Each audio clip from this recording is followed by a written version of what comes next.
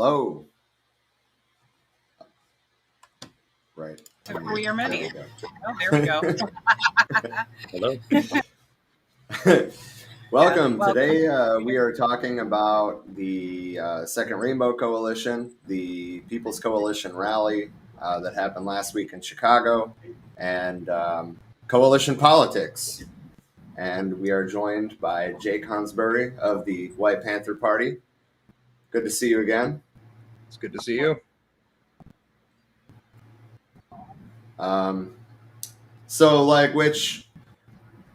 you want to talk a little bit about the event first, or do you want to just dive into the videos? I should have asked that before I hit record, but no, it's okay. So what we'll do is I'll give you a rundown of this event out in Chicago, and then we can just go to the videos, and you can play them in any order you'd like. That's fine with me. But so the first thing that I'd want to say about this is that this event has been a year in the making, and it was organized by the Brown Berets. This is chiefly their event. It's not a Second Rainbow Coalition event. There were talks initially about us formally endorsing it, but for a variety of reasons, we were unable to do that. So it's not a Rainbow Coalition event, though we did have a lot of our member organizations attend.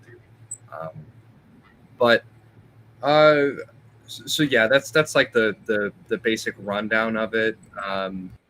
This has been a lot of work in the making on behalf of the Brown Berets. Like I said, it's been in the works for over a year. They handled all the financing for it. And I mean, it was well run. They had a PA. They had porta potties. They had food. They had a healthcare tent. Obviously, a lot went into the planning. Yeah. And there was people from all over the country. There was people from California. I think. Well, shit, I don't remember every state that everybody was from, but I know that there was people from the East and the West and the Midwest. So, yeah. I mean, it was definitely inspiring. And the speakers were most of the speakers were definitely on point as well, including, like you were saying, the Second Rainbow Coalition members. The Poor People Army, the New African Black Panther Party, the White Panther Party. There was a lot of good conversation that happened outside of the speakers too. Yeah. So I guess just briefly, I'll just say that this was on September 24th outside of Cook County Jail, which is an excellent place to hold a rally. I mean, it's been decades of nonstop building on the part of the city of Chicago with their jail system. It's seemingly endless additions to these facilities. There's one person there who their family was out there at the rally, and they were able to speak, and this person had been jailed for over 18 years, and the charges were dropped surrounding their arrest. He was arrested for, they said that he murdered somebody, but they brought it down to lower charges, and then they dropped them altogether. And this person still has not been freed from the Cook County Jail. So one of the things that we did was we tried to put that family in contact with the Innocence Project. Hopefully they will be able to resolve this and get him out of there. The other thing that I'd say was that there was somebody walking around the rally who they gave me a flyer, and it was talking about how this guy was murdered in the prison that morning, or in that jail that morning of the rally. And that's one of the things that I was going to speak on when I was speaking, but you know how you get when you get put in the spotlight. So I completely forgot to mention that, but that's one of the things that I wanted to bring up here today was this incident that had occurred. Yeah, I don't remember if I have that flyer, but hold on. I have a might. copy of it.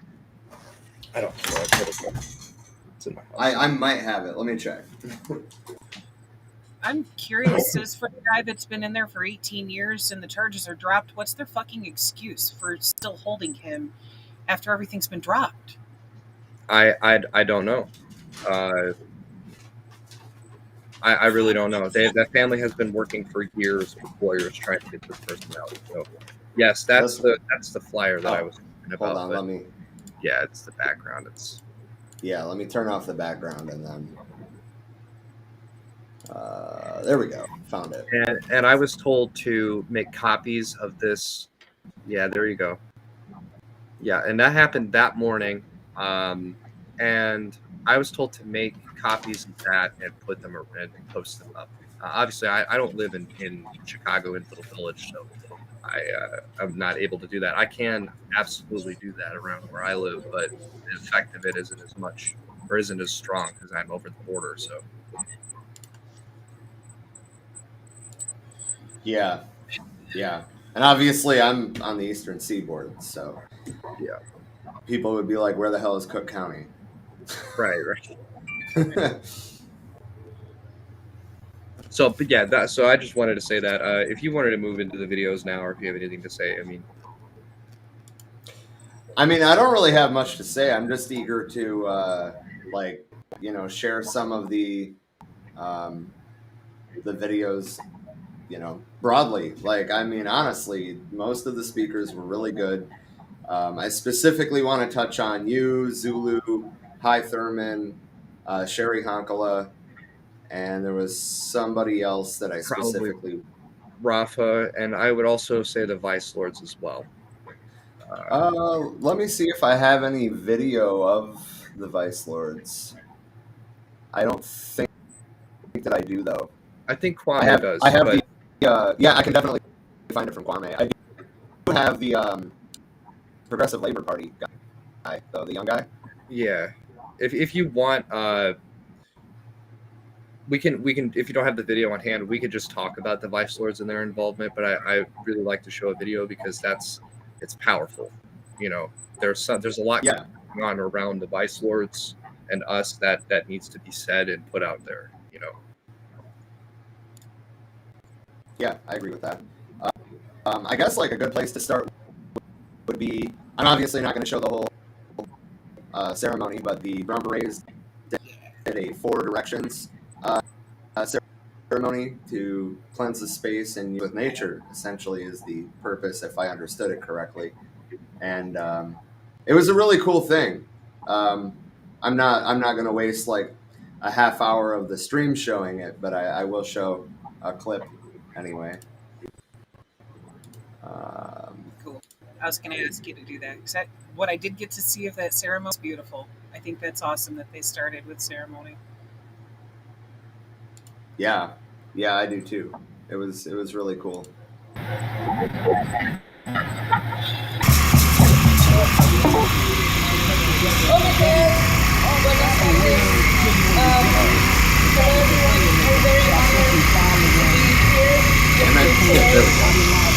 I was a little close at the beginning to the generator, if you can't tell.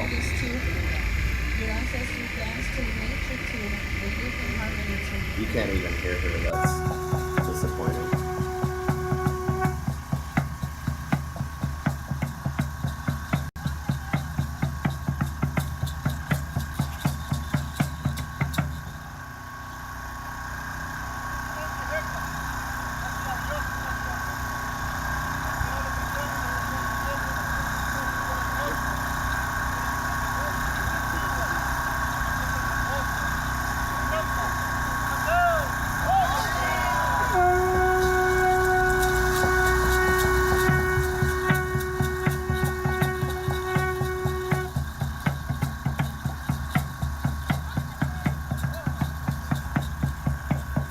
Just really briefly, I have something about this. So what you're looking at here is just a little bit of feedback. A lot of seconds. Oh, I know why. Hold on. Yeah. Oh, there we go. Okay, so yeah, just really briefly, I just wanted to say about this. That the way that this jail is constructed, you have on you have a strip of green in the middle, you have two streets on either side of that, and then there are two jails on either side of those two streets. So you have the Cook County Jail, which is what that camera was showing over on the right, and then over on the left, there's a bigger, more maximum security facility called the White House, and the windows of these facilities peer out into this little green area. So this ceremony can be viewed alongside the speakers by the inmates of the jail. They were out in the rec yard and they were in their windows.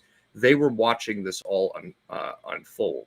And about I'm sorry, about the ceremony in particular, this Four Directions ceremony, it's done in a way where there is a dance and a horn blow and drumming in the southern direction and the eastern direction, and then in the northern direction, and then in the western direction, and then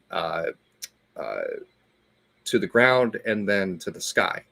Now, I don't know all of the religious implications of it, but I will tell you that this has its roots all the way back to Aztec culture. It's very old. And there's a lot of different, from the outside of this culture looking in, there's a lot of different kinds of interpretations that I've heard about it. And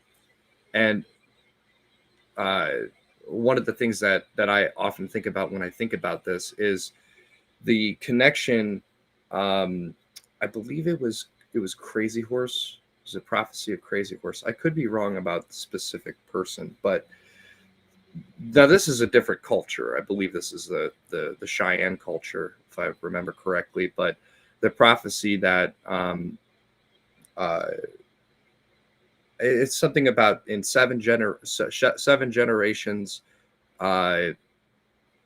people of all color will come together under the same banner and work toward a common cause. That's essentially the gist of this prophecy. But there's a lot of different connotations to this kind of culture, this atmosphere of unity that's really surrounding this this particular ceremony. And the last time I was in Chicago with the Young Lords and some Panthers and the Brown Berets, this same ceremony was conducted. This was done on behalf of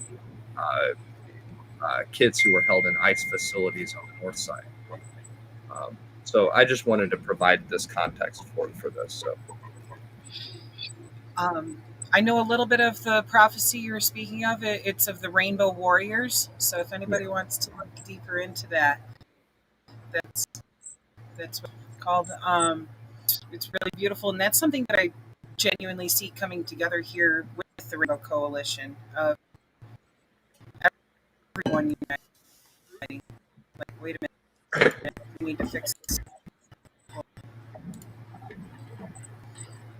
Yeah. So just give me just a second here, but like the pictures of the overall group, right? Like, I feel like well, that picture is kind of blurry, but I guess that's what I get for screen grabbing it. But I mean, it really feels like history in the making, really. Right. What? How else can I put that, really? But honestly, yeah. I would title that photo "The Rainbow Warriors." It really is. All right. So next, I guess. Well, not next. First, we'll go with Chairman Shaka. Got to make sure I got the right video here. Okay, I found it. Excellent Well, starting video. Yeah, and then Kwame introduced him, Minister of Culture of the new African Black Panther Party. Give me just 1 second.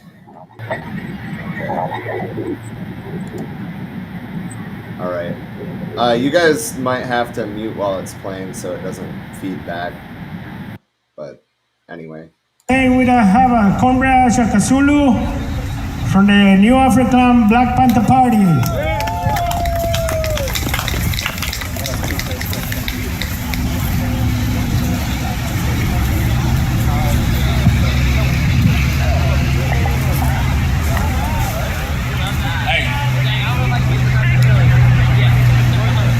So y'all know the routine. Let me see your uniform. Let me see your uniform. Okay, put your uniform up high. Franz Fanon said in The Wretched of the Earth, every generation out of relative obscurity must discover its mission, fulfill it or betray it. Sherry Hunkler came up here and talked about we are the ones at the bottom. He called it the wretched of the earth. And what our mission is for our generation is to come for them motherfuckers at the top. All power to the people. All power to the people. We say all power to the people. All power to the people. We say all power to the people. All power to the people. We say boots on the ground. Boots on the ground. We say boots on the ground. Boots on the ground. All power to the people. All power to the people. Here's our chairman, Shaka Zulu, came all the way, and all these Panthers out here from New Jersey, Indiana, Rhode Island, California. We came out here because we stand in solidarity with our Brown Beret comrades out here. We stand in solidarity with the Second Rainbow Coalition. So I want y'all to pay attention to what our chairman had to say, because we gonna continue this revolution because we are revolutionaries. All power to the people. All power to the people. I want to first thank my minister for that wonderful and electrifying opening. Secondly, I want to thank the Brown Beret. This is a wonderful event. It's a revolutionary event. It's an inspiring event. One of the reasons why we saw the need to travel out here was because Cook County Jail is no different from Trenton State Prison. Cook County Jail is no different from San Quentin. Cook County Jail is no different from Folsom. They all incubate oppression. They all are dehumanizing. They all seek to weaken, diffuse, and ultimately destroy the liberation movement. Prisons in the United States were constituted not because they wanted to keep the classes peaceful, not because they wanted the poor simply not to attack the rich. Prisons were constructed in order to use state balance to weaken the revolutionary movement, to weaken revolutionary figures around the world. I don't have to give you a litany of lists of revolutionaries that died in prison. In fact, Fred Hampton, who is the ideological leader of the New African Black Panther Party, spent time in this fascist prison. Cha-Cha Jimenez spent time in this fascist prison. So I don't have to give you that example, but it's important to illustrate other examples around the world so you can see the dialectical and materialist connections. So you don't look at it in the academic sense thinking, oh, woe me, or this is happening to me. No, the system is specifically designed to prop up not just white supremacy, but Jeff Bezos, Warren Buffett, to prop up the police departments, to prop up the educational systems, because it all serves to buttress the interests of the rich and powerful. So us coming together, Black Panthers standing with Vice Lords standing with Brown Berets standing with the Poor People Army, is a wonderful example of people power. We don't have to depend on the enemy government. We don't need your grant. We don't even need to go to your court to beg you to free our brothers and sisters in this Cook County jail. We need to put people power in the streets. The oppressor only responds to pressure. The oppressor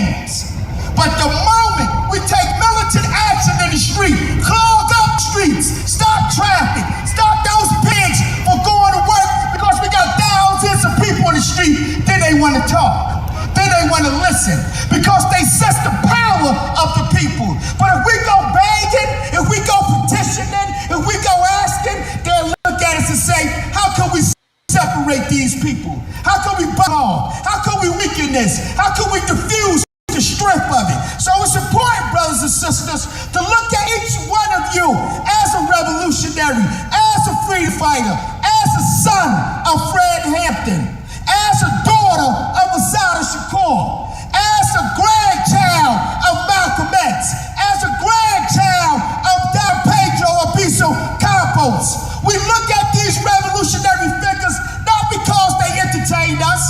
Well, I was a little bit entertained in prison when I became conscious, and I read some revolutionary autobiographical books. You know, I like when H. Rad Brown say that everything black is evil, everything white is innocent and pure.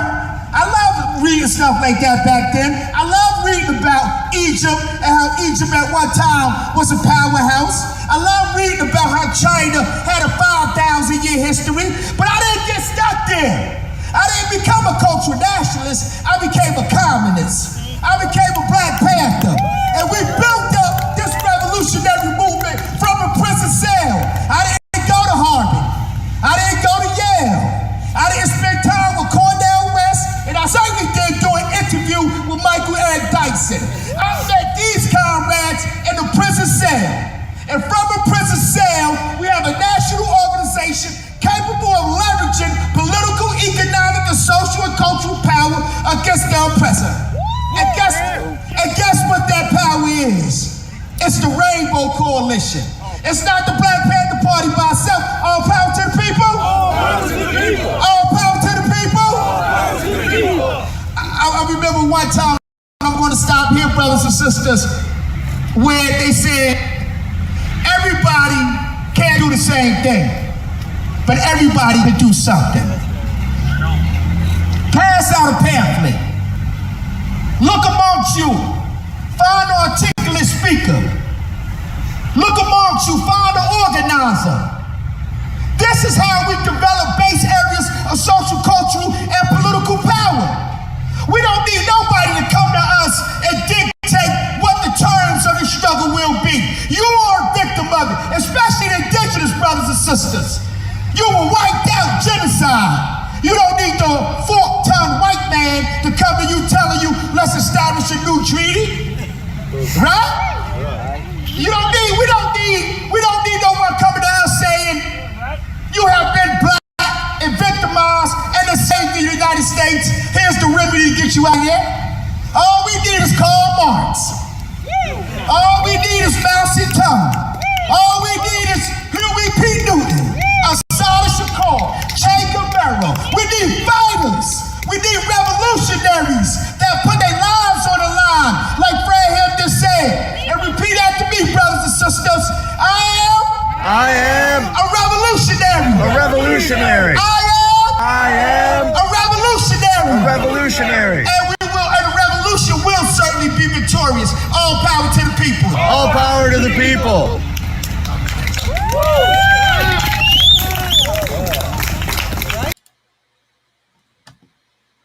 Yep. That was a hell of a speech, right? Yeah, you know, that's the thing with the way we do speeches. I mean, we don't write this shit down. You know what I mean? This is supposed to come off the fucking.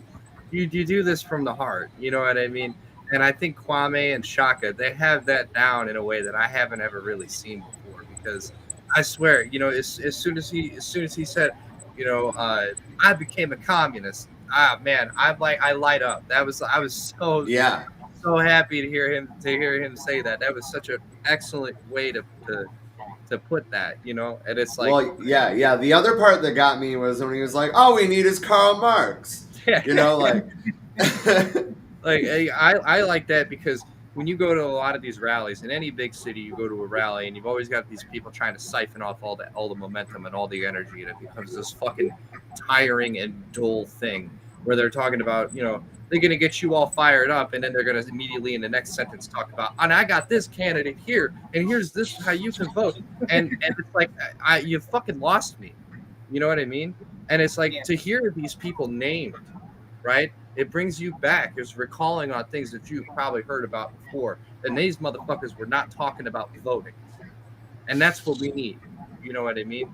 But you can talk all you want about, oh, I'm a revolutionary or all these different things, and then immediately you quit on all the things that those revolutionaries before you stand on. You're not a revolutionary. What you are is a fucking liar. You know what I mean? So this stuff, it lights me up whenever I go to one of these rallies and I hear these people, Shaka included, you know, basically doing the right thing, following it to its necessary conclusion. Right. I'm at the point now where when somebody doesn't do that, I look at them like they're a cop or an infiltrator. You know what I mean? So right. Revolutionary would not be calling for reformist bullshit. Yeah. That's not revolution. That doesn't actually have the capacity to invoke the changes that we need to make. It never will. Can't play by the system's fucking rules and expect to actually change the system. Absolutely. And with Shaka, he spent decades in prison, almost 25 years in prison. And for him, all you got is to read these things. You know what I mean? And when you come out onto the street and you hear these motherfuckers talking about, oh, we're not gonna take revolutionary action. We're not even going to build dual power. We're going to rely on enemy institutions. Well, that's the same thing as you telling Shaka that you're going to rely on the prison system to liberate him, and that's fucking bullshit. Right. I'm surprised he doesn't get more violent with these people when they say that to him. I would. You know what I mean? That would make me very angry to hear people in my community saying that the only way that I can have liberation for me and my friends and my comrades and all these people is to rely on a fucking system that hates us, a system that puts us in that facility that oppresses us.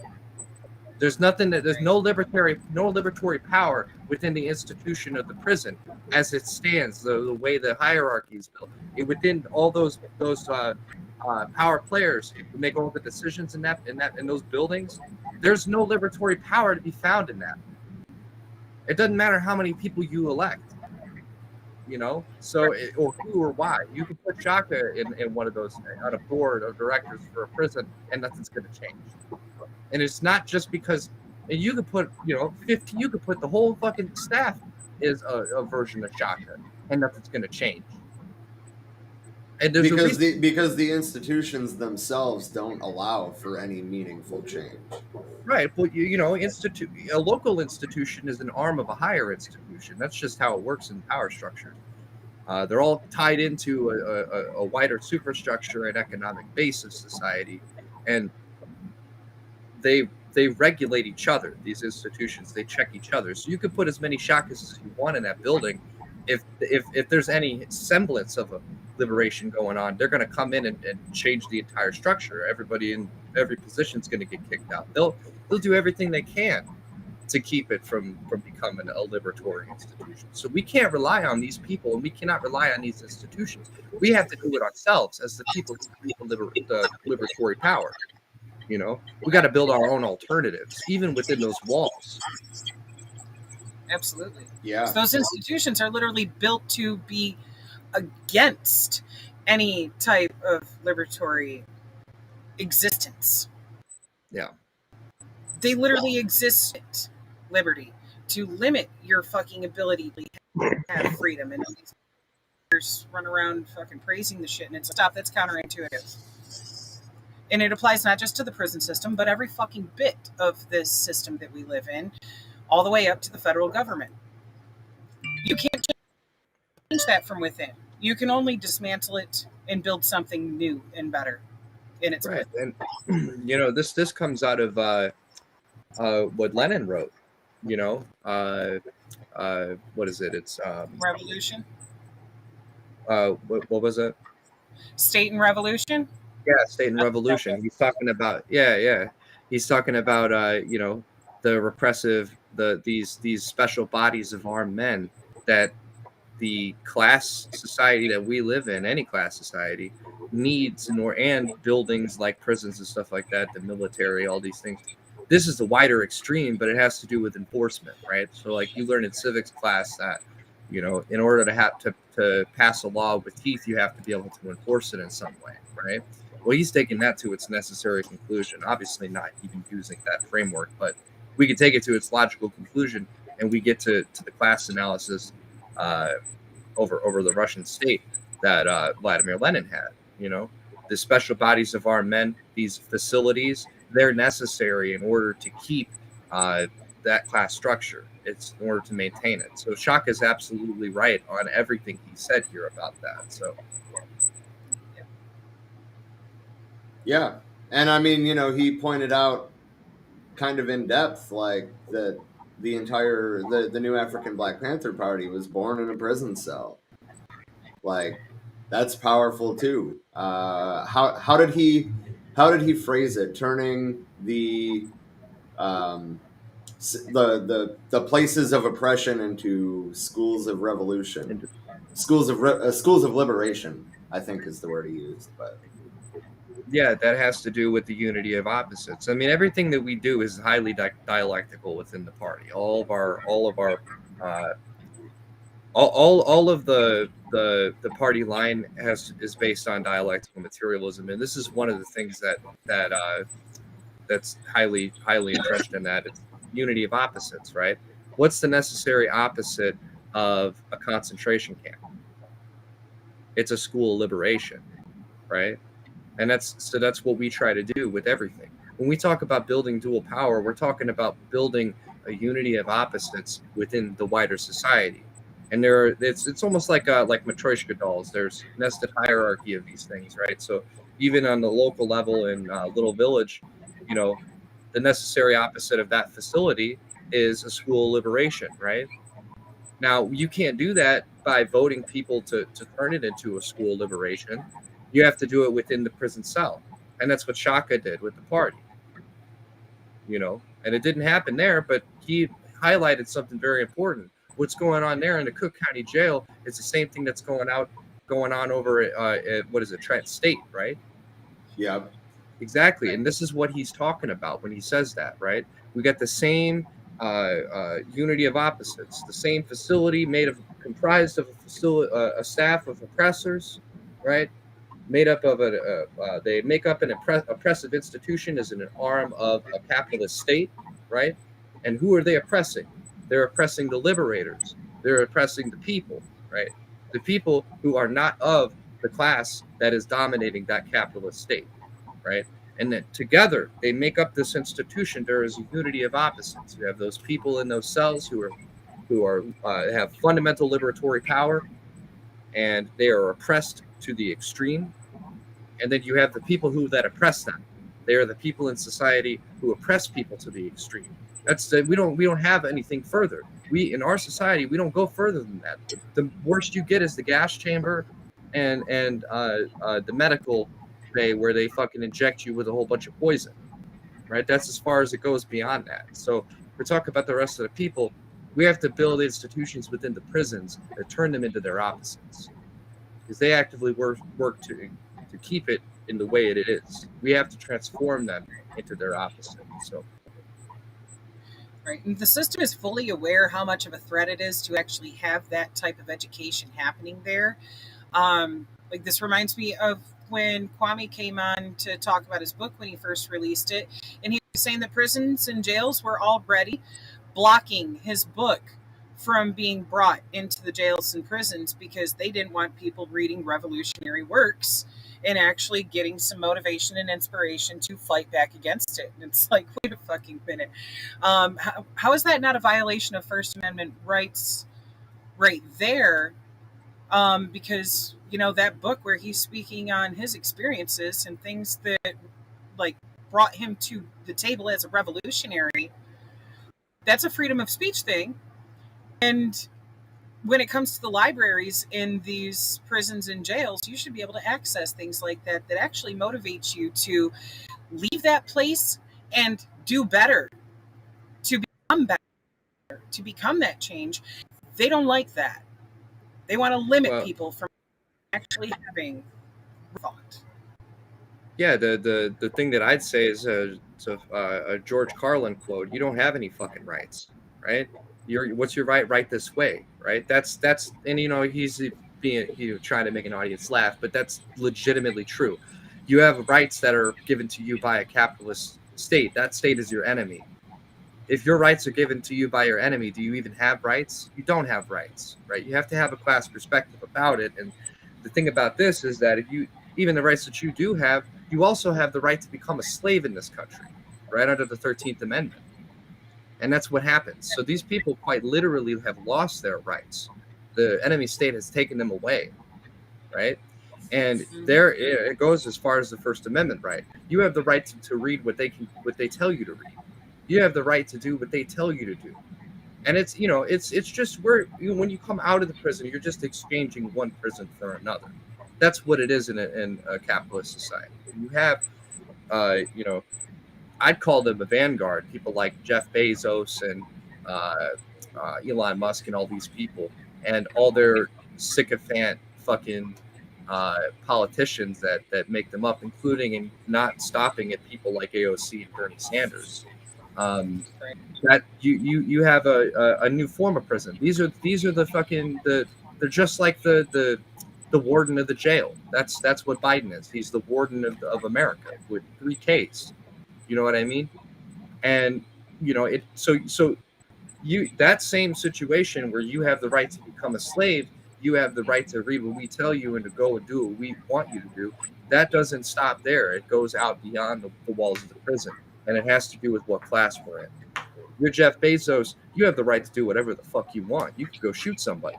It's like Donald Trump said, I can go shoot somebody on 5th Avenue and nothing would happen. He's not fucking wrong either. It's the truth. Especially if he's president.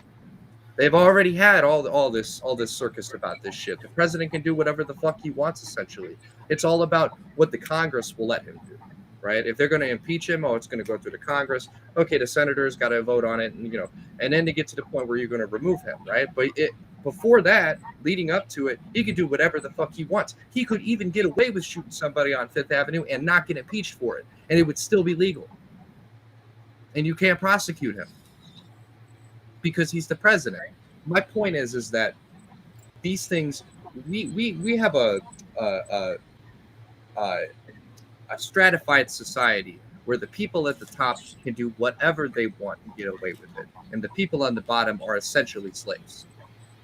And if you don't fall in line, you become a literal slave. So, yeah. Speaks to the total lack of ethics in this fucking system. Because according to ethics, your rights are inherent to you simply for existing, for having been born, being alive. These rights are inherent to you. This system, however, is like, well, we're only going to legally protect him if you're part of the class that we want. Otherwise, kiss your rights off. It's fun. And you see the one of the highest forms of that stratification in society in the form of fines, right? Elon Musk can blow as many stop signs as he wants, and he'll get away with it. All he got to do is pay his fines. You know what I mean? Which is nothing to him. Right. I mean, I've sat time in jail for unpaid fines. That would never happen to Elon Musk. Yeah, exactly. Yeah. And then they got higher fines that usually only they have to pay, but it's nothing. It's fucking peanuts to them. So right, when you have billions, those fines aren't shit. Those fines are less than a night out. Yeah, whereas people like us, a couple $100 fine is going to seriously fuck you over. Like we're talking about missing meals or missing bills or fucking missing rent or your mortgage. Like, right, it's not like it applies equally to everyone. There's other countries. I was just reading about this a couple of weeks ago, so I can't remember exactly where, but they were saying that for certain fines, they go according to your income. That, I think it's Sweden or something like that. I think so. It was Sweden or Denmark, Finland, somewhere in that vicinity. That if you are extremely wealthy and you get hit with a fine for a traffic infraction, it's exponentially higher than if you were a normal working class person. And it's like, okay, how about we change some shit up like that and actually fucking make it But it's according interesting to, though.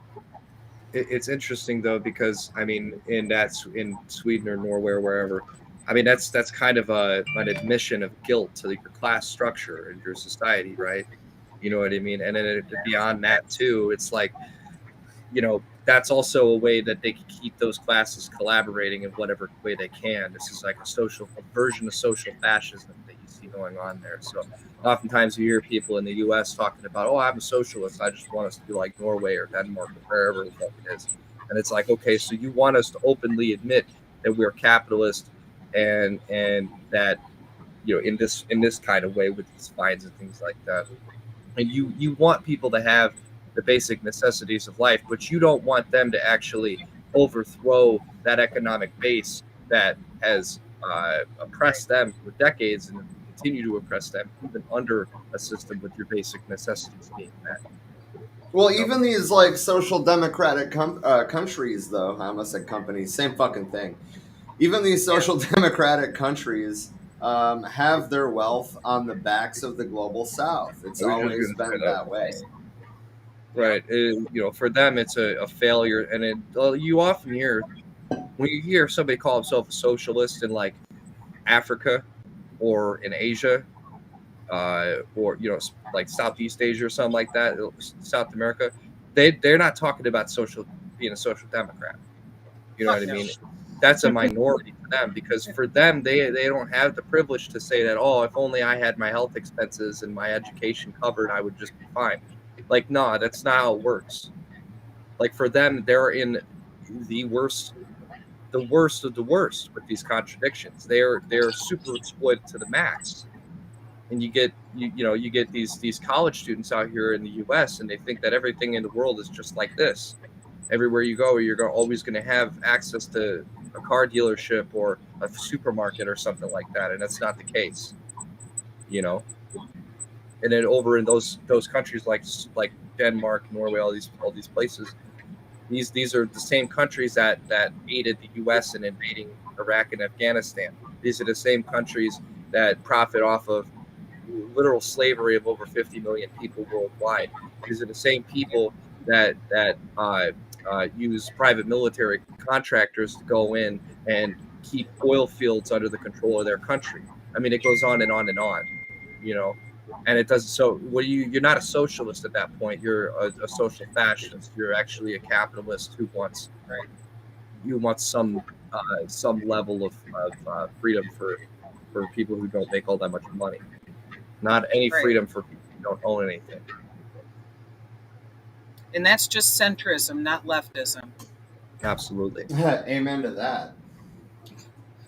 I will be It's one thing right that I back. find infuriating here that at least the media and the government, the establishment, are entirely tries to frame Democrats as the left, and it's like, yeah, no, you're ignoring the entire left end of the fucking political spectrum that you wish you could pretend doesn't actually fucking exist. That shit is center to center right. And at the most, some of the Democratic Socialists are just slightly further left than Social Dems. It's just two flavors of the same bullshit. And And it's it's upsetting to me because I look at this situation and these things are common knowledge to me, right? The fact that imperialism is the highest stage of capitalism, right? The fact that your reformism leads to more imperialism, right? We can talk about these concepts all day, and it's like it's almost an appeal to the center to be like, hey, get your shit together when it comes to this. But I'm not even interested in that anymore. I recognize that there are so many contradictions within this society, and the society is so rapidly, and the world is so rapidly heading to literal devastation, that it's only going to be centrists in jail cells, unable to pay their rent, losing their kids, the state actively oppressing these people.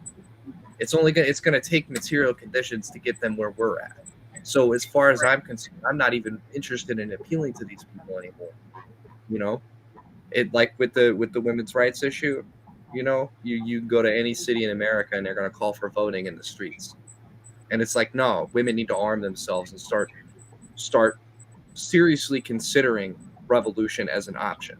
like actually organizing themselves actively into a military force to combat this issue, and not going beyond that, building institutions that can support a military force, right? And this is a conversation that they're not going to have. They're unwilling to have it. So when they lose their rights to have an abortion, or to even, it's going to go to the point where they can't even speak to a man in the wrong way. When they want to lose those rights, they're unwilling to fight for them, because it's not going to happen through the ballot. So once they start going to jail, they'll become radicalized. They'll start building that shit, because that's how you respond to something like that. You don't respond. It's like somebody comes into your house with a gun, right? You don't respond to them by baking them a cake. You know what I mean? Fuck no. You have to have the tools to solve that problem. And if you don't have them, you have to get them. So, right. And in that case, it's, do you have a gun? Do you have a knife? Do you have anything at all on hand to actually protect yourself? Because having your phone to call the pigs isn't going to fucking do it either. They're not going to get there in time. They'll be there to pick up your dead carcass. You have to actually fucking protect yourself. And when it comes to like this broad scheme of things, as far as women's rights, I roll my eyes so hard I'm looking at my own fucking pituitary gland when people are out here like, just vote harder. Because I'm like, excuse me, wait a fucking minute. The Democrat Party had 50 fucking years to codify Roe. 50 years. And did not move on it. There's multiple opportunities in those 50 years where there was a Democrat supermajority, and they did not take the opportunity to actually codify. What the fuck makes anybody think that they can trust these people to actually take some kind of initiative there, especially when there's motherfuckers like Hillary Clinton who are throwing support behind Democrat candidates that are against Roe? It's like they're more interested in pandering to the right wing than in doing anything that even remotely resembles standing up for the people. They don't give a flying fuck about whether we retain rights to bodily autonomy. You cannot depend on this system to protect it. They had the opportunity. They fucked it up. And now look where we're at. And then they're going to get more voters out of it. Right. Yeah. But they don't turn it around again. They're going to turn it into its opposite. That's what they do with the oppression too. These people are conscious of fucking dialectical materialism. I can't not believe that. You know what I mean? Because they see a situation like this where they have so royally fucked up so many times, and it's not even a fuck up. It's exactly what they wanted, But they've so royally fucked up so many times that there are people who are in the street like us who are militant about it. Absolutely the minority, but people in the street who are being actively oppressed, and they're going to turn that on its head and say, okay, all you need to do is, play into the same old strategy that got you here. To say we're the people that fucked you over, but now we're going to liberate you, right? As oppressors, we're going to become our opposite. It's a fake opposite, but they're going to turn that. They're going to turn the rhetoric into its opposite, rather. They're just exploiting it to milk votes, to milk fucking campaign donations. I mean, fuck, it took all at 2 seconds for Pelosi to, respond to Roe being overturned with, if you just send me $18. Yeah. Get the fuck out of here. If you just make the decision to not pay your rent this month and give me the $15 that would make you meet that goal, then I'll it's almost like they're holding you hostage too, because it's like, then I'll make sure that we can, and it's like just the way this works is it's so violent and unnecessary. Yeah. So as far as the next speaker, I guess I can just, since you spoke right after Shaka, I'll show yours, and then probably Highs, and then probably Sherry's, and then we can go into like the dive on coalition politics as a whole. Don't forget to show Rafi's too. Oh yeah. Yeah. Wrong button. There we go. All right. Damn it. Okay, everyone. Now I introduce to you Jake from the White Panther Party. So before I begin, I just want to say that we're doing a raffle for Puerto Rico. They've been devastated. So if you want to partake in that raffle, it's over here on this table. It's $10 a ticket, and you can win this basket over here. So I just wanted to plug that real quick. Yeah, it's got a whole lot of nice stuff in it. So just keep that in mind. You like nice things, you can go over there and get that. Anyway, so I just want to say that we have to draw a clear line of demarcation between us and the reformists. I've heard a lot of talk about that here today, but I want you to recognize something, okay? What is happening in our communities? Each one of our communities where we have these facilities, this one over here, this one over here. What do you call that? I seriously ask you the question, speak up, what do you call that? Slavery? It's genocide. That's what that is. That's what this building stands for. That's what this building stands for. It's classicide. They're trying to kill you and I. When people die from these fentanyl overdoses, when people are blown up by bombs built by Boeing and Northrop Grumman and all these other defense corporations, that's what that is. That's genocide. It's happening not just across the world, it's being imported here into each one of our communities.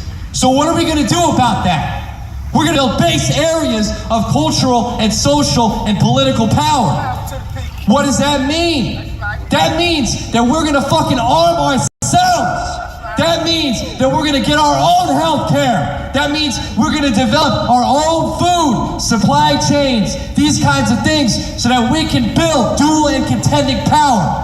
We're not going to fucking sit down and let these goddamn genocidal maniacs kill us. So that's what we're going to do in our communities. We're going to arm ourselves, and at some point, we are going to have a motherfucking revolution. Okay? You understand? All power to the people. Said boots on the ground. Boots on the ground. Yeah, boots on the ground. Boots on the ground. All power to the people. All power to the people. Thank you all.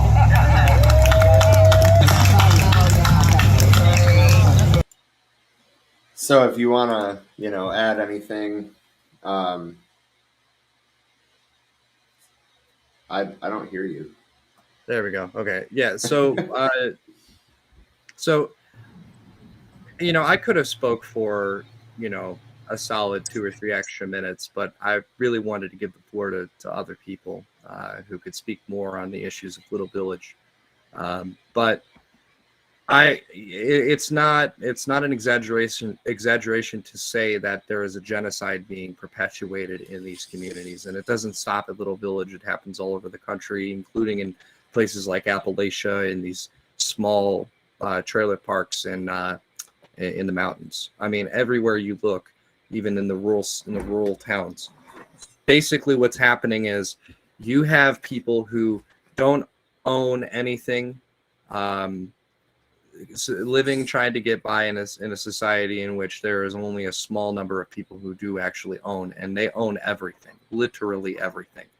And it's economically unlevel from the start in that way, because when you go and you produce 100 Big Macs at a McDonald's a night, and you generate over 10 grand in profits or whatever it is, and then you walk home with like $70-$80 every single day out of that 1,000, and that 1,000 is not yours. It's put into the bank account of that particular McDonald's franchise, and that franchise is owned by 2 or 3 people.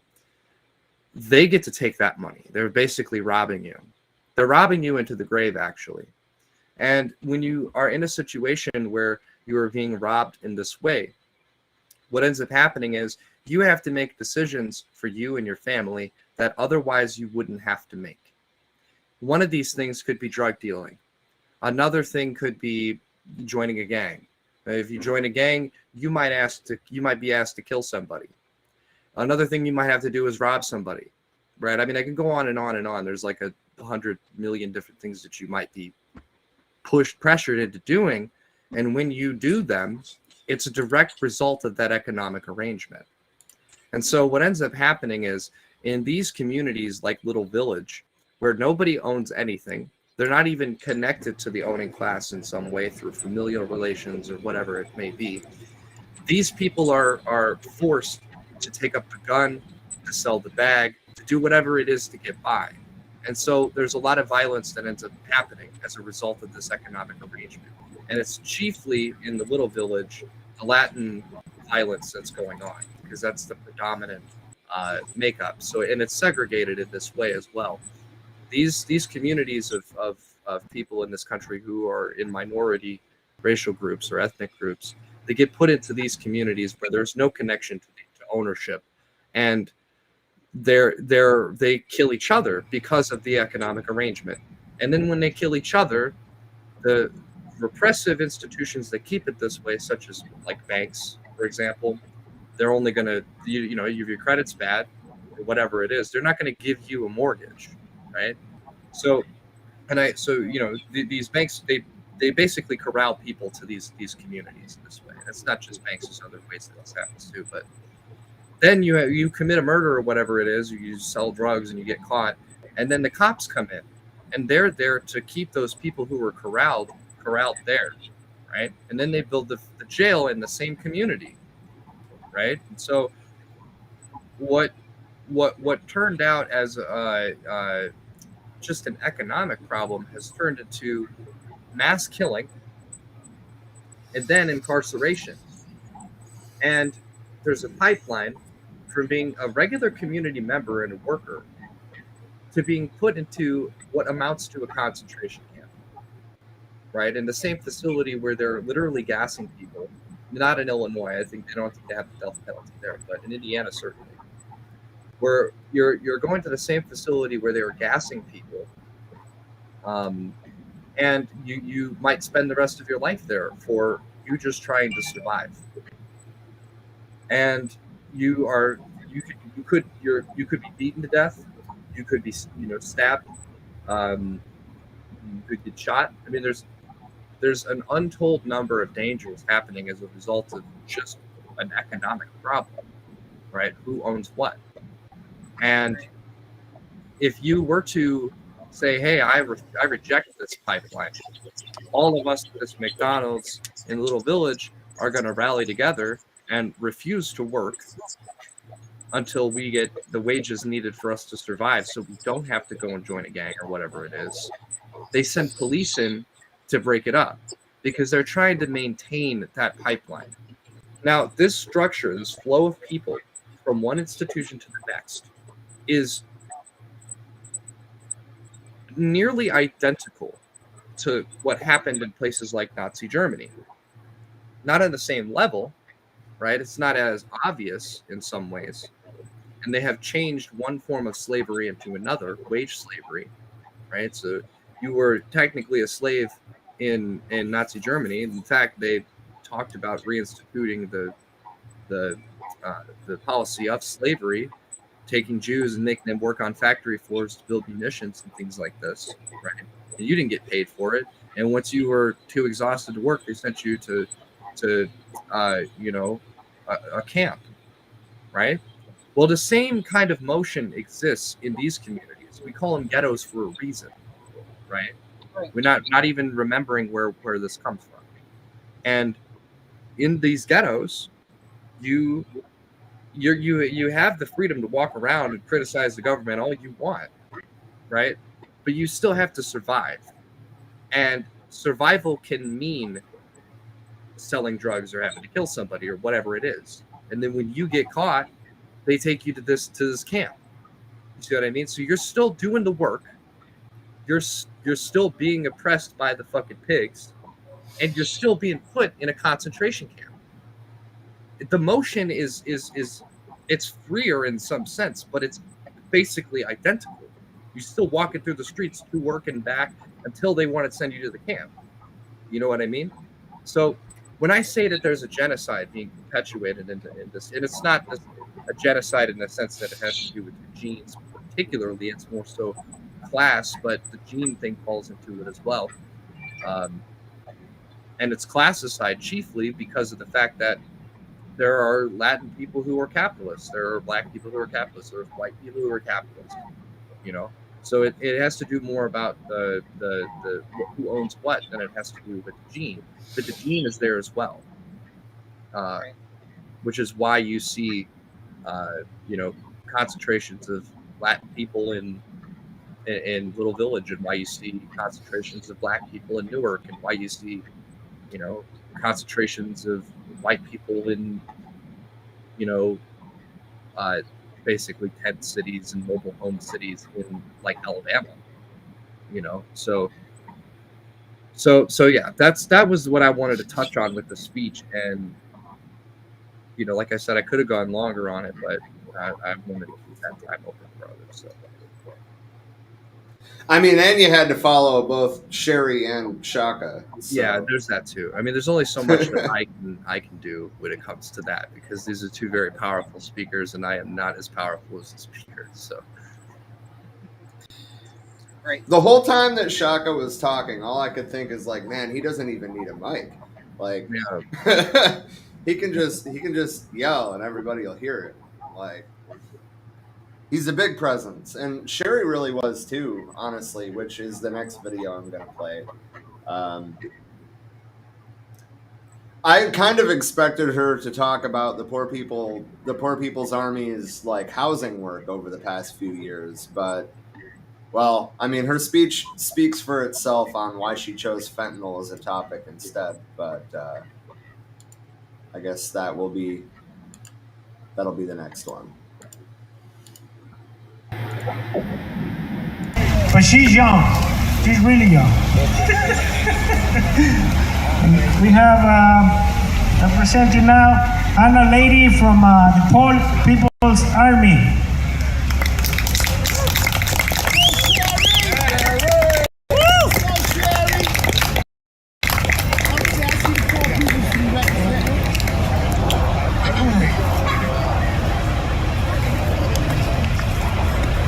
My name is Sherry Honkala, and I'm a proud member of the Poor People's Army, not to be confused with the Poor People's Campaign. Let me say that again. My name is Sherry Honkala. I'm a proud member of the Poor People's Army, not to be confused with the Poor People's Campaign.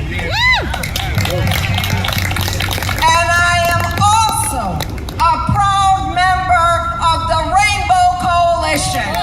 All power to the people! All power to the people! All power to the people! All power to the people! All power to the people! So, this crew, this part of this crew, not all of us are up here, come from a section in Philadelphia called Kensington. The 19134, where each and every day we have to bury our brothers and sisters as a result of the fentanyl crisis. I have my beautiful son that I'm proud of, who's out there, Guillermo Santos, who, even when he was in my stomach, was involved in this fight. But he has had to live a life similar to the children of all kinds of wars. What child has to bury his own father to the fentanyl crisis this year, and then watch one after another of the young people that he was born and raised with pass away? Something is really wrong with that system, and something is really wrong with us if we don't get it the fuck out of here. All power to the people! We have a responsibility to stop listening to just progressive rhetoric. I don't care if it's a pastor. I don't care if it's a nonprofit. I don't even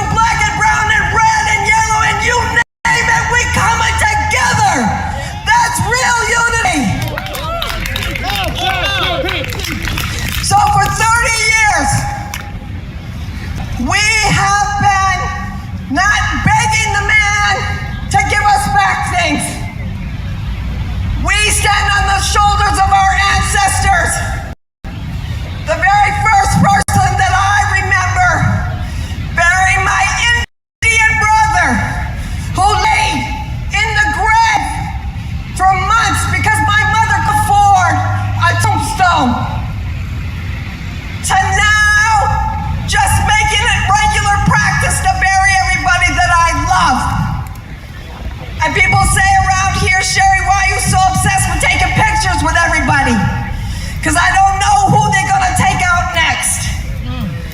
And so that's not the kind of world I want my Guillermo up in.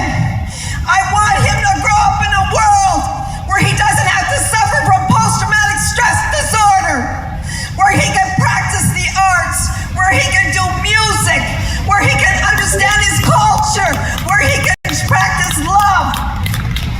And we can't do that until we get serious. And, well, I got 99 problems, my friend, but Trump ain't one.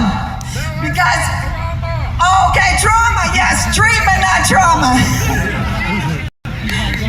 Trump's the least of my problems.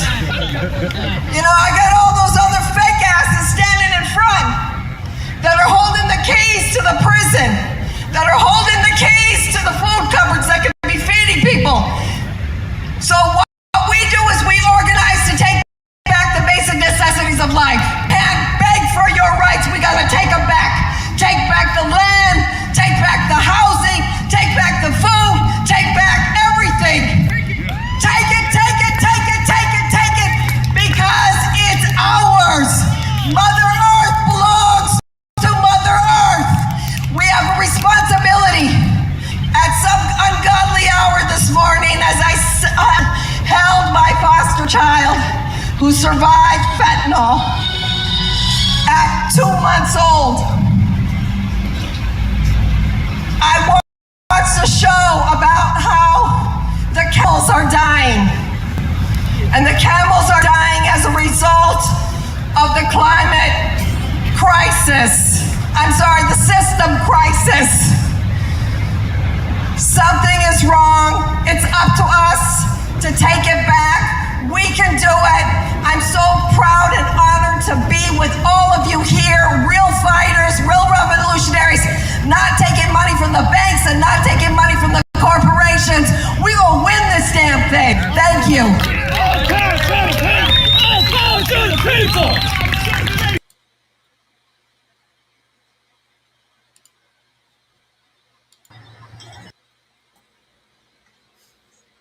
So, Sherry has lived experience with, honestly, every form of oppression that you can think of. Kensington, as you both know, is one of the hardest hit communities in this system. And the level of oppression that's going on there is, I think, a lot of people who all over the country, they grow up in some form of oppressed community. I think they would be honestly shocked at what's going on here.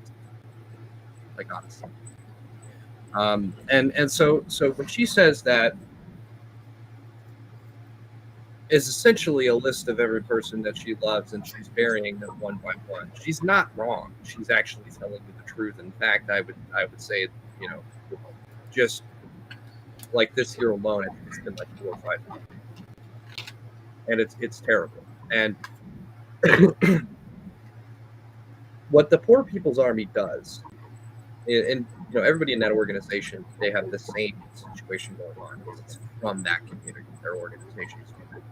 So, but what they do is they go in and they take HUD housing over. They're, and I'm not talking about contacting HUD and, you know, how can we house? No, like they go in, take the fucking property, and house somebody directly. There's no, you know, proper channel, none of that shit. Fuck that.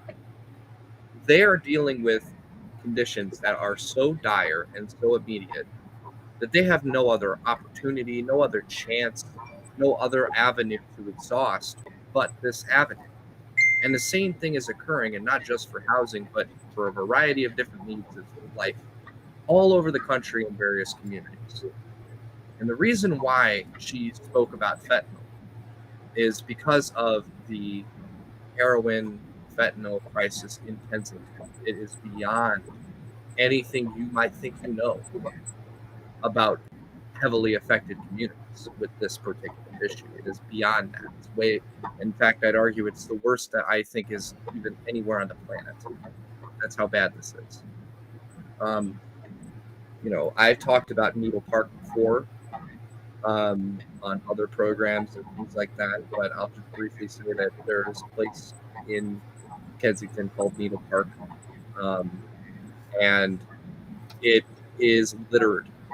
I'm talking mounds of needles. It's dangerous to walk down the sidewalk unless you might step on something. The whole park is a biohazard. There are people all over the place who are overdosing. The cops, they're not, they're corralling people to this park to use. They're not going to go in and arrest people. When they do, it's en masse, and it stops the issue for like an hour, and then everybody else comes back, and the dealers are all concentrated around this area. It's an epidemic there, a serious epidemic. But that's just one section of this area. I mean, you look down the street and the same thing. You've got needles everywhere. You've got everyone hustling. Everybody's doing something to get by, and there's no businesses. There's no opportunity here. It's just housing for oppressed people, and they have to get by somehow. And so they're dealing, and a lot of these people are homeless, and so they're dealing with the situation that they're actively working to resolve on the ground. Sherry Honkola, the reason why she is so dynamic is because of the fact that she's speaking for these people. They don't have a voice. They can't come out to Chicago to this event. And that's where she gets the dynamism from. It's from these conditions that she's speaking for. So. Yeah.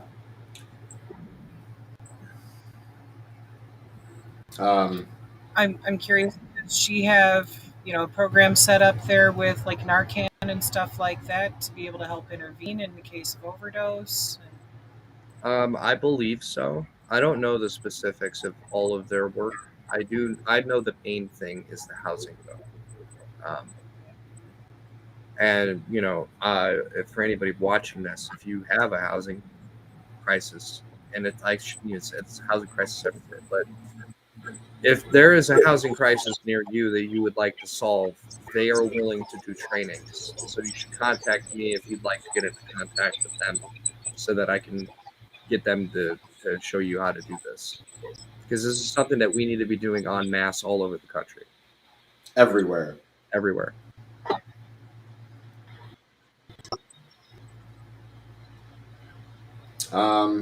Like, there's so many places. Like, I'm from Flint, and in Flint there are countless abandoned houses that have just been seized by the city, and they're held by the land bank and stuff. Sure, if you have the funds to fix them up and all that shit, you could buy them through the land bank, but who the fuck even has the money to pay those back taxes on the properties to do that? It's pointless. It would be a much better solution to just seize those properties. Like, fuck this. We have people living in tent cities who need an actual roof over their head before winter hits again. As much as the food and clothing and blanket drives do help, they don't go far enough when people are still dying from exposure. Absolutely. And I'll say this about the fentanyl and Narcan thing. The White Panther Party actually has a partnership with an organization near us, and we do provide Narcan and different kinds of services as well. So we're heavily focused on that as one of our survival programs or collective programs out here in Indiana. Yeah, I love that you guys are doing that. That's actually part of why I asked, if you were aware of anything that the Poor People's Army or Sherry directly are doing with that too, because that's something we definitely need to see more of, is people getting Narcan trained. It's fucked up, and I feel for, like, there's quite a few of Rob and I's friends who have passed away over the last 4 or 5 years from getting fentanyl-laced drugs. Yeah. Like, seriously, to the point where I can't remember all of them. Well, one of the things that we wanted to try to provide is, and I'll speak to this a little bit more when we start talking about the vice lords, but getting Narcan training and lots of Narcan into the hands of the gangs because the gangs don't always test their stuff because they're trying to turn a profit. So on the one hand, they need to get revolutionized in some way anyway, turn to a different means of organizing, right? Right. But on the other hand, if they're going to engage in that profit-seeking behavior, and if they're going to push drugs into their communities, they can quell some of the effects of that by providing Narcan in case of an overdose to the people who are buying the drugs from them. Right. And so if we can partner with them on something like this, we can negate so many of the effects from fentanyl. And this will increase the recovery rate. And a variety of things will get solved. A lot of people go to war or go out and rob and steal from people in order to get drugs to survive. These kinds of things. In that pursuit of that, they end up dying themselves. So there's a whole lot of things that partnering with them on will be able to solve. And this is one way we want to try to help them. One other thing that might help to add to that mix is getting them testing kits so that they can actually test their supply before they buy it and make sure that it hasn't been fucked up and laced with fentanyl. You know, there's too many people out there cutting this shit because that extra fucking strength of the high that comes with fentanyl is an appeal to a lot of their customers, where they're like, oh, it'll get me so fucking high I might almost die. And it's fucking sad. I think a lot of that needs to come down to the dealers themselves actually fucking making use of the test kits to check and see if their product's even any fucking good first. Yeah, and the thing is like, we don't judge. We're not out here to shame drug dealers. They're in just as worse situations as the users, and a lot of them are users themselves. So like I understand the economic conditions that makes this entire vicious circle happen. And it's not about that. It's about solving the harm that's taking place in these communities. So exactly. Well, we're not law enforcement. We're not coming into these communities pushing drug dealers out. We're trying to arm them with the tools to liberate themselves. Because as Fred Hampton said, there's power anywhere there's people, and it doesn't matter if it's a fucking a drug ring, or if it's a users union, or if it's a casual person walking down the street organization that has to see all these friends and family members nodding out on heroin. You know what I mean? It doesn't matter who it is. There's power there. And when we lose people, we lose power. And so that's why we have to have harm reduction. You know what I mean? Yeah. Yep. That harm reduction right there is absolutely the goal. That's the like your skin suit is your own. You want to put what you want in it, fine, but at least be aware of what you're putting in it and test the shit first to make sure it's safe and not gonna fucking kill you, because absolutely. We still need all of you.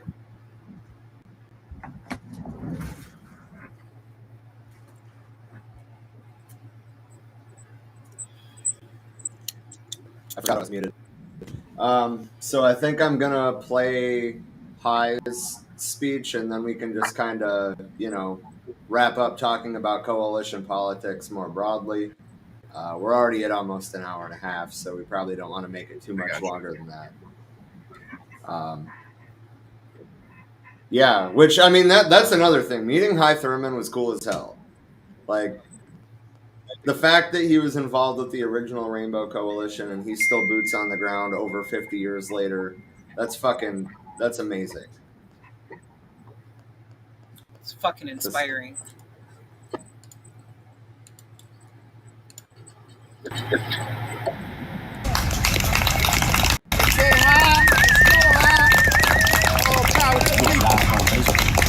is okay, cool. I share that.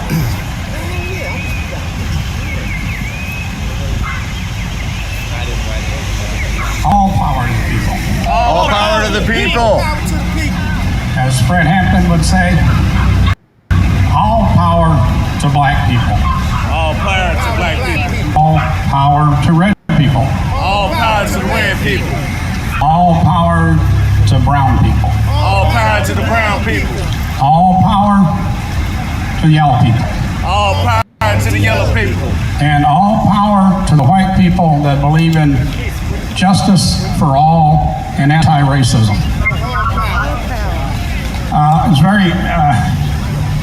It's an honor for me to be here and to live long enough to see a second Rainbow Coalition. I was a part of the original Rainbow Coalition.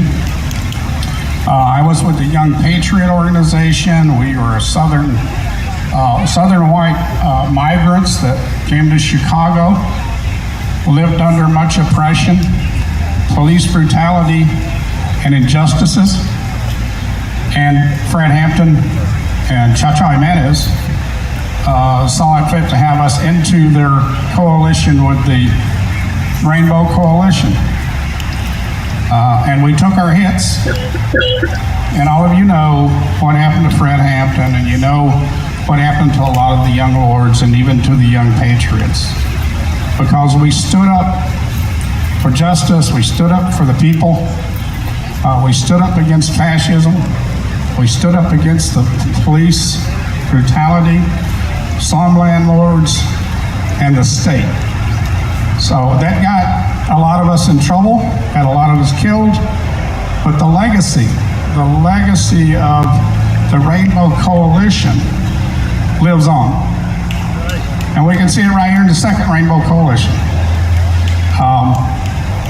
The legacy of Fred Hampton lives on. All power to the people. And we will always, always honor Fred Hampton. Always. And Chacha Jimenez. Always. And most of us ended up over there. Falsely charged.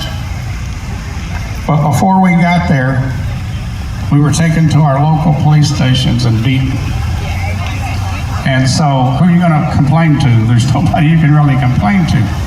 So the state, brought in the FBI, they brought in, the COINTELPRO, they murdered Chairman Fred and made it so hard on us that some of us had to go underground.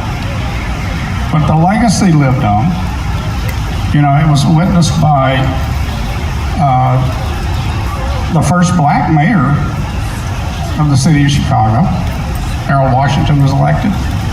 He ran on the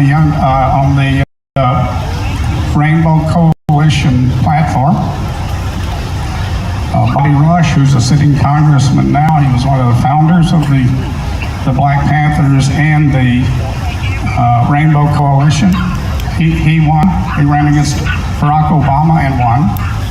But then Barack Obama decided that the only way he could really win was to deceive people and say that he was really for all the people, and he ran on the Rainbow Coalition platform.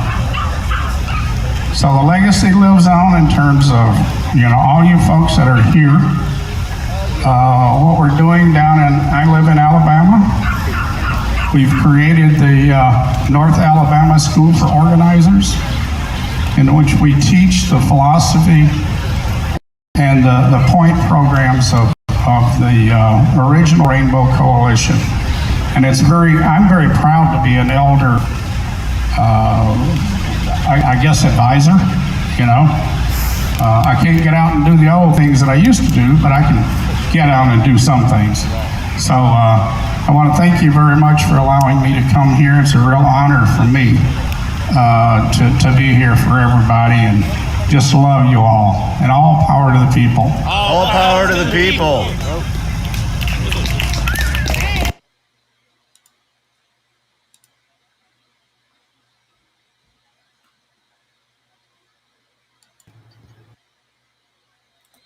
So Hai is one of the co-founders of the original Rainbow Coalition, one of the co-founders of the Young Patriots organization. They came out of uptown Chicago under some of the worst conditions that anybody can imagine. I'm talking rubble and garbage everywhere, fighting off rats while they're trying to sleep at night, having to donate blood to survive. When you're talking about rubble, this is a picture from Yeah. High's book of Uptown Chicago. This is, hold on, I have that stupid blur background thing on. There we go. But like, if that gives you an idea of the living conditions in Uptown Chicago. And Literal rubble. Like a war buildings with blown out windows and trying to, just the landlords were just the nastiest motherfuckers. The cops would come in there and tie you to a bench and beat you with a phone book until you were barely breathing. And just the worst things that you could imagine. And there's no level of oppression that you can think of that they were not put through there. And this is a predominantly white community. So Appalachian whites who came into the Chicago area, and they were segregated to their own little poor community, just like the Puerto Ricans, just like the black people, just like all these different all these different people. Anyway, each one of these oppressed communities, they had their own organization that came in that was of that community that worked to solve the conditions in that community. For the black population, that was the Black Panther Party. For the Puerto Rican population, that was the Young Lords organization. For the white community, that was the Young Patriots organization. The Young Patriots came out of Join, which was an SDS initiative that was centered around Uptown, trying to revolutionize street people and some of these appellations. And there was a contrast because Join was predominantly made up of college students, the SDS Students for Democratic Society. That was a student organization, they're basically the progenitor organization to the Democratic Socialists of America, like DSA that we have now. So they brought in organizing tactics and strategy, and the whites there, the youth were in little gangs, like little pit gangs that would steal and rob and whatever it was, and some of these youth realized that hey, we can kind of, there's other means of survival here, right? If we all pool together and have our resources, we could get the food we need to get by. We don't got it. Why are we so individualized and atomized? And so that there was a necessity for the gang for illegal activity using collective action, right? And that got you by. But then you could start to liberate yourself out of that position altogether. And this is what Join brought to them, was these tactics. It was an excellent organizing school for them. And what they ended up doing was, after Join started to phase out, they formed the Young Patriots organization. And they opened up a health clinic, and they provided food to their community, education, and all kinds of different things. And in the same way, the Black Panthers were already doing this. The Young Lords were already doing this, and they were able to aid each other in those efforts. And it was to the point where, if we had a food distribution out in Uptown, the Black Panthers would show up. If they were going to help us with the table, they became Young Patriots. And likewise, if the Young Patriots went out to the North Side or wherever it was, and they were going to help out with the clinic for the day, they became Black Panthers. And that's and the same with the Young Lords, Rising Up Angry, the Red Guard, go on and on. And this kind of organizing bolstered the ranks of every organization. It had solidarity. It promoted solidarity between these organizations, and it presented a serious problem for the city. If you've ever seen the movie The Warriors, okay, where you got Cyrus calls in all the gangs from all over the city. The Warriors come from Coney Island, miles away. And they all come to the park, and Cyrus says that we're 35,000 strong, and there's only 15,000 cops in the whole city. That's the same situation that Chicago is faced with. And so they realized that this had to be squashed because they only had enough cops to stop 3 boroughs from rising up. Well, they had multiple boroughs. They had 10, 15 boroughs now on the verge of rising up. And that presented a threat to Mayor Daley and the Democratic machine and the FBI and the nation as a whole that could not replicate in other cities. And so that is why they had Fred Hampton killed. That is why the Young Patriots had multiple members who were murdered on the street. That's why the Young Lords had their people killed. They killed the People's Church. They killed the priest. They killed Manuel Ramos. Like, we could go on and on. And that repression came as a result of the liberatory power and potential of the Rainbow Coalition. And us, we're at the second Rainbow Coalition. We want to take it to a higher level. We want to say, hey, we're going to do that in this city and that city and this city and that city. And we're going to build up. We're going to get to the point where we have a Rainbow Congress. We have Rainbow caucuses. We have, and it's not in this fucking U.S. system. We're not going to run at the ballot in any party in this country. We're going to have our own party system. We're going to have our own government. We're going to fucking build dual power. And so that is the logical conclusion and the legacy of the Rainbow Coalition. And it's why it's so crucial that we have people like Hy Thurman who come to bat for us and speak about the legacy and help guide us toward building that liberatory institution that we really need. So.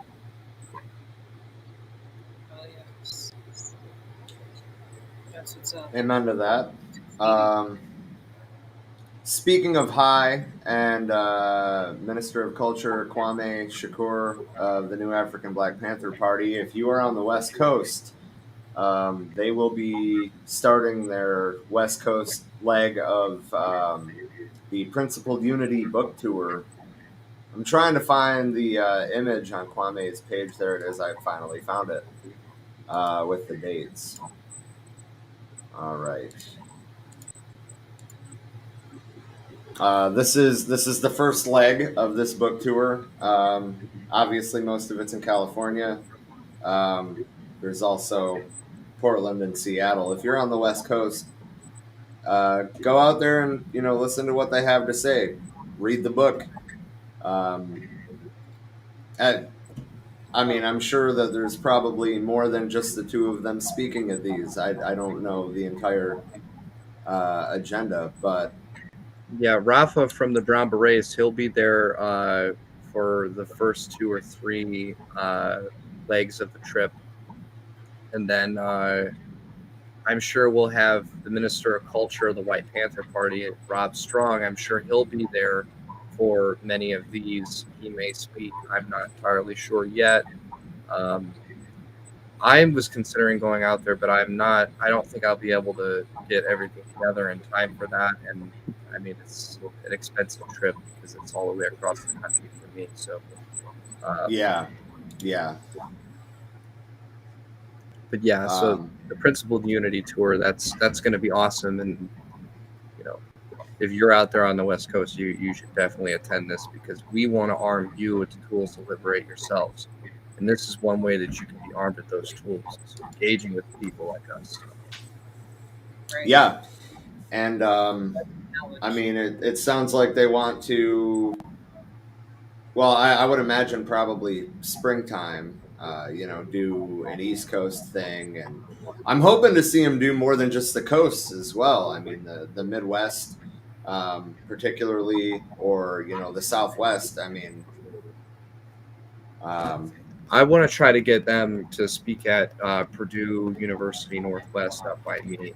And I know that they could do a speaking tour at Northeastern University in Chicago. So maybe what can happen is they can start in maybe like Huntsville in Alabama and just work their way up north until they get up to like Illinois. You know what I mean? Or Michigan even. Like, I mean, I'm sure that there would be venues more than happy to have them in like the Detroit area or the Ann Arbor area if you want to go more towards the college crowd. Yeah. Flint, Grand Rapids, all the above would be fire. Yeah. Straight up. Yeah, so more on that to come, I'm sure. Yeah. But for now, we have the dates for the West Coast tour. I just want to encourage everybody to get out, listen to what these speakers have to say. You're probably going to learn something, and it'll make you think.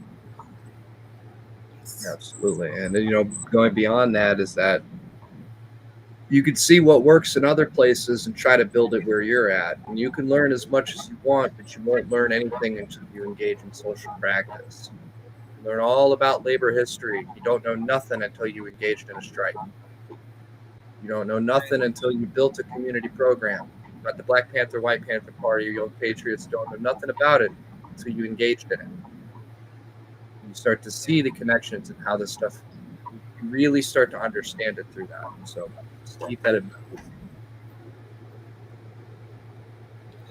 Amen to that. Do you have anything else to say, like, in general? Do you want to oh yeah, well, we were going to talk about coalition politics. I mean, you kind of have been throughout the whole thing.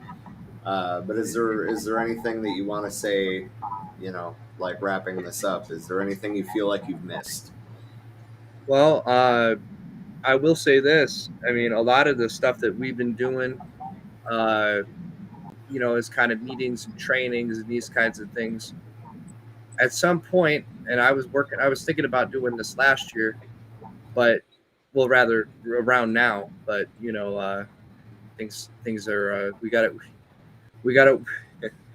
can't pull the cart before the horse or whatever, you know what I mean? So we got to get I don't know, my analogy's broken, but I want to see a mass action on behalf of the Rainbow Coalition, and I mean like at DC or something like that.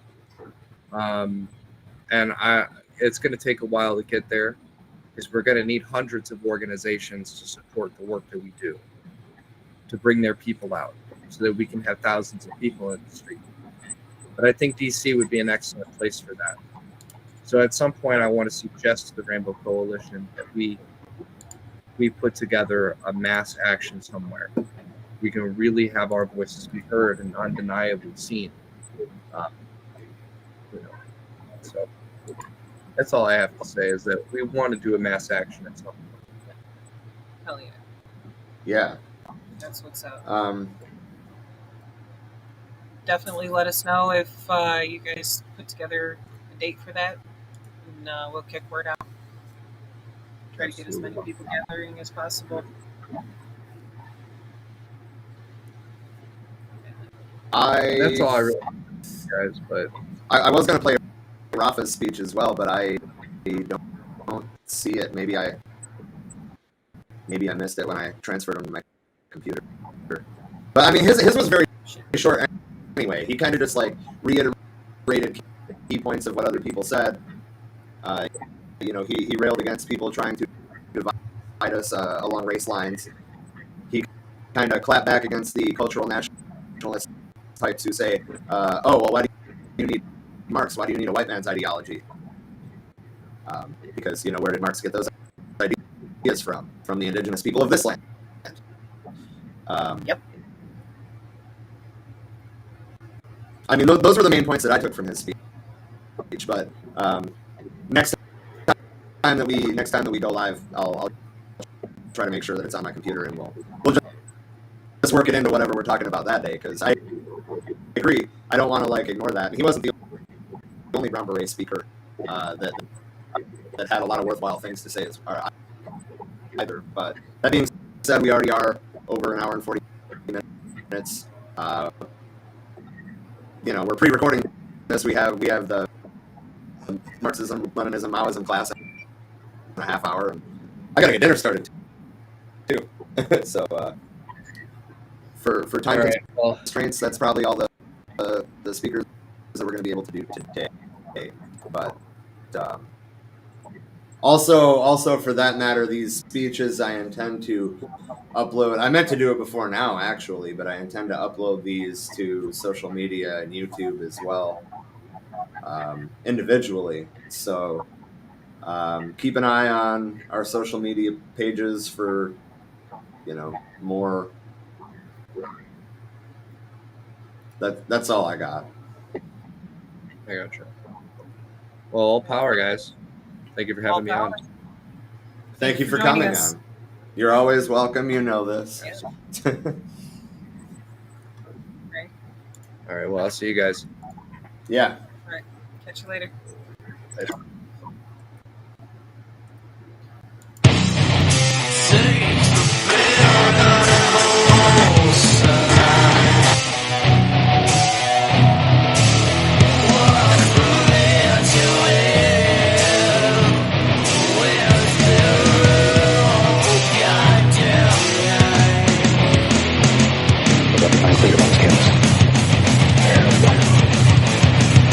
Absolute freedom.